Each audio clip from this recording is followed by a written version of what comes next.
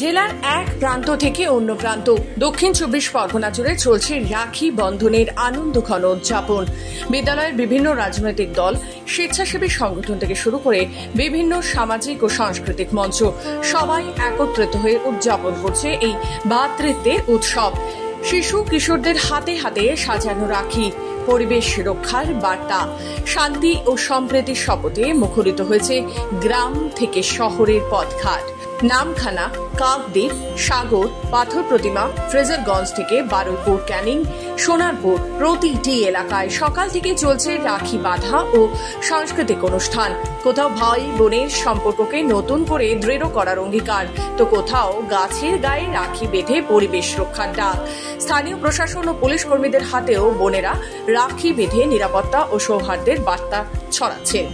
এটা হচ্ছে সম্প্রীতির মেলবন্ধন। একদিকে রবীন্দ্রনাথ ঠাকুর, যিনি লেখার মধ্য দিয়ে মানুষের বাংলাকে আজকে সমাদৃত করেছিলেন, অন্যদিকে দাঁড়িয়ে আমাদের কাজী নজরুল ইসলাম করেছিলেন, ওরা একই বিন্দু দুটি কুসুম, হিন্দু মুসলমান, আর মুসলমান তার নয়নমণি, হিন্দু তার প্রাণ।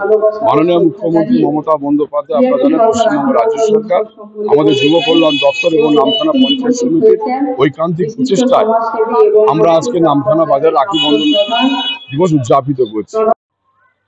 দেখুন, এটা তো রাখি বন্ধন উৎসব আমাদের পশ্চিমবাংলার মাননীয় মুখ্যমন্ত্রী তথা জননেত্রী মমতা ব্যানার্জির নির্দেশে এটা সরকারিভাবে শুধু নয়, সরকারিভাবে এটা হচ্ছে, নামখানা ব্লকে এটা হলো সরকারিভাবে, কিন্তু আমাদের যা নির্দেশ আছে বিভিন্ন জায়গায় রাজনৈতিক দল থেকে শুরু করে, গণসংগঠন থেকে শুরু করে, এনজিও থেকে শুরু করে প্রত্যেকটি জায়গায় আজকে এইটাকে আমরা খুব সুন্দর করে রাখি বন্ধন উৎসবটাকে প্রতিপালন করছি।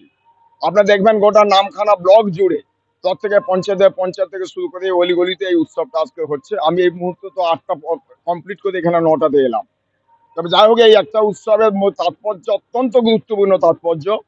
এটা আমাদের একটা সামাজিক দিক আছে, একটা ঐতিহাসিক প্রেক্ষাপট আছে এবং একটা ম্যাথোলজিক্যাল বা পৌরাণিক প্লটও এখানে রয়েছে।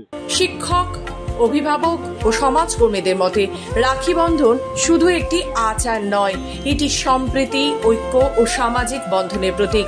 সেই আবহেই দক্ষিণ ২৪ পরগনা আজ যেন এক বৃহৎ মিলন মেলা।